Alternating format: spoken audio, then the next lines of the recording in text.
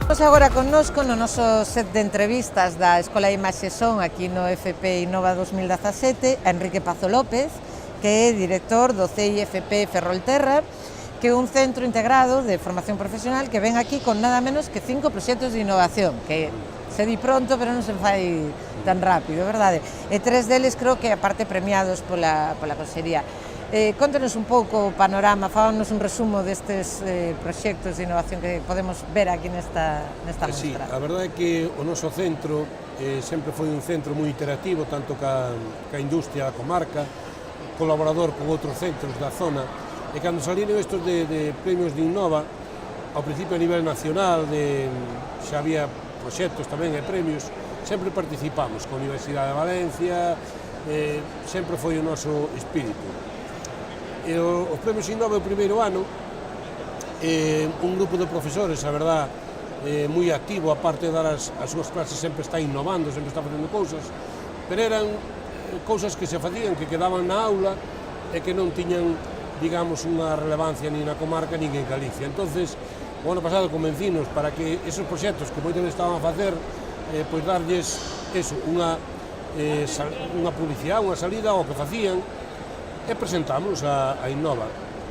Un deles, que é o que máis está chamando aquí a atención nesta feira, pois é o coche de descarcelación de vítimas de tráfico, que foi unha solicitude que nos fixo o IES de Lei, xa, facíanos a solicitude dun coche sin nada, que hueco por dentro, cos asientos para poder descarcelar, porque a verdade é que estaban facendo no ciclo de emerxencias sanitarias, estaban facendo a descarcelación de vítimas de accidente de tráfico en 5 sillas, poñían 2 sillas diante e 3 atrás como se fora un coche.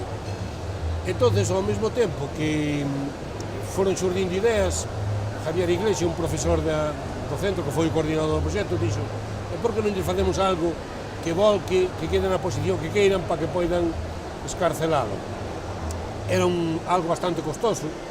Entonces, ya, pues, presentámonos a Innova, dan un presuposto, e con ese presuposto malo será que non o fagamos. Por certo, non chegou, pero bueno. Vale. E entonces puxémonos ao proxecto. O proxecto, como non había nada feito, non había planos, non había prototipo, non había nada, foi un fai del fai hasta que foi funcionando. Por iso que foi un dos proxectos que máis traballo nos dou. E xa a verdade é que ao verlo emocionaronse, porque nunca pensaban que iban ter algo así. É un proxecto que, xa falando coa Dirección Xeral tamén, o centro de Galicia que teña emerxencias sanitarias pode o levar, é dicir, que é fácil de transportar unha grúa durante 15 días, un mes, e poden facer a escarcelación de vítimas en todos os centros que non están facendo hasta agora, que non había ese proxecto. Fixemos tamén, en colaboración con Alcampo, un transporte para persoas con, digamos... Fixemos unha entrevista ao coordinador do proxecto. Pois temos tamén ese proxecto. Temos un proxecto de extracción de gases que ao mellor é o menos vistoso na feira, pero tanto para o centro como para empresas é o mellor. De feito, preguntaron xa como fazer para patentalo, nós puxemos en contacto ca Consellería para fazer a patente, porque é un proxecto que salva vidas, aparte dun aforre enerxético. Nos, no noso caso, no taller de soldadura, vai nos aforrar sobre 4.000 euros ao ano en enerxía eléctrica. E, polo tanto, un dos mellores proxectos. O noso proxecto xa temos instalado ali no centro, no taller de soldadura, que temos 40 cabinas de soldadura, pero aquí toxemos unha maqueta, unha reproducción do que é o proxecto, non? Temos outro proxecto que é o de minicaravanas adaptable, é dicir, un low cost en minicaravana, que por 3.000 euros faz unha minicaravana e pode adaptar a calquera profesión itinerante que se che ocurra, é dicir, facemos unha base con as medidas, pero despois adáptalo á profesión que se queira, non?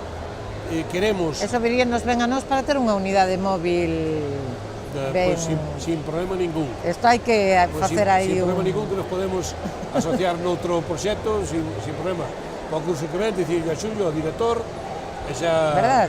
Nós temos unha furgoneta, pero non a temos carrozada para que sexa unha unidade móvil operativa. Pois de verdad, quedamos emplazados. Se queda a idea emplazada aí, por nós encantados.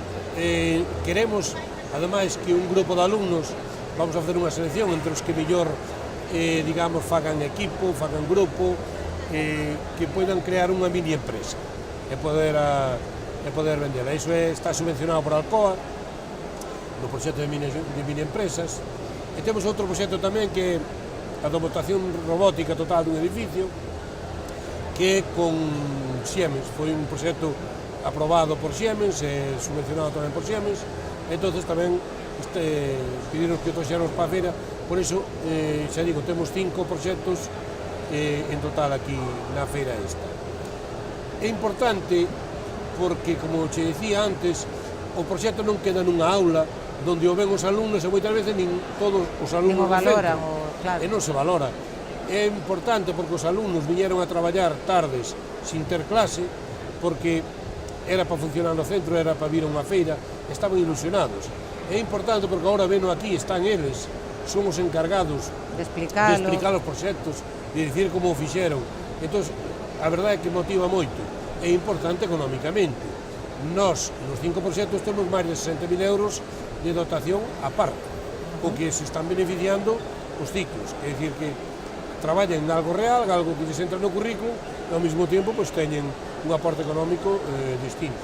Por lo tanto, a verdad é que para este ano xa presentamos outros 3, esperemos que saian premiados, pero estamos encantados.